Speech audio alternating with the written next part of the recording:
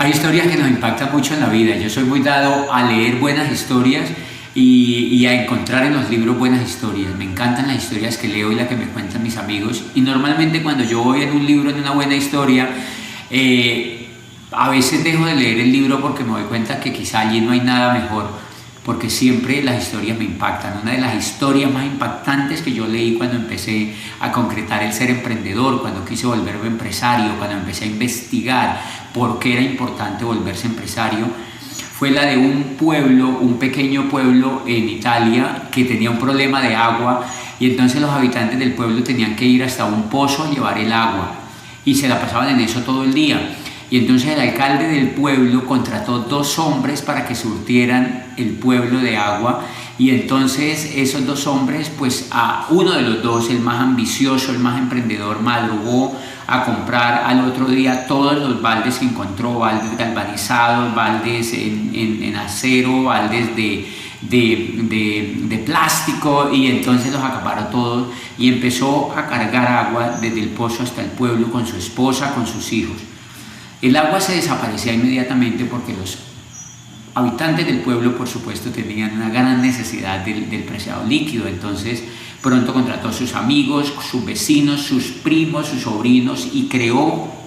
un equipo para llevar agua desde el pozo hasta el pueblo. Estaban felices porque el hombre que ganó la licitación junto con ellos no les competía. Él no apareció a llevar agua, y entonces estaban felices porque ellos eran los únicos que ganaban los ingresos. Era la demanda hacia el producto era muy alta, y trabajaban de sol a noche todos los días sin parar, y estaban contentos con la empresa que habían montado.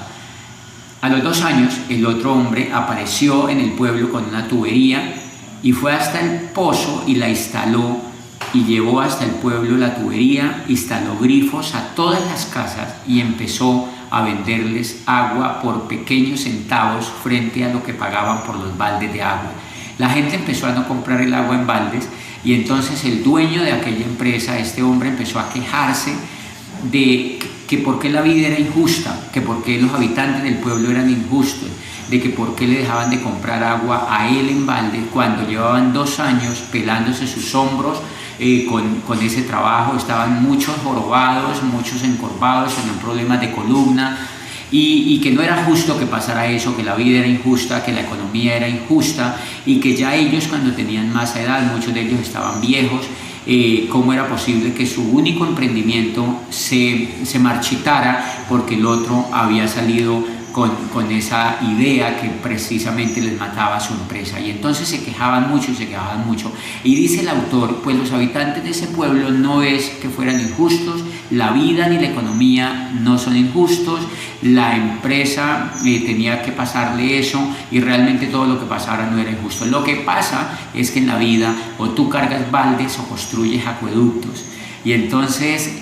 yo reflexioné sobre lo que me pasaba y me di cuenta que precisamente yo había estudiado Derecho, que yo había hecho posgrados, que yo había ido a estudiar un doctorado a una universidad, y que precisamente lo que estaba haciendo era aprendiendo a cargar un balde más grande, pero no estaba aprendiendo lo correcto para ser empresario. Y entonces por eso me comprometí a ser empresario, y me comprometí a ser empresario, a aprender a crear acueductos. Y eso fue el aprendizaje más impactante que yo tuve cuando inicié mi vida de empresario, y eso fue lo que no me dejó rajar nunca, porque yo sabía que si no construía un acueducto allá afuera tenía que seguir cargando baldes.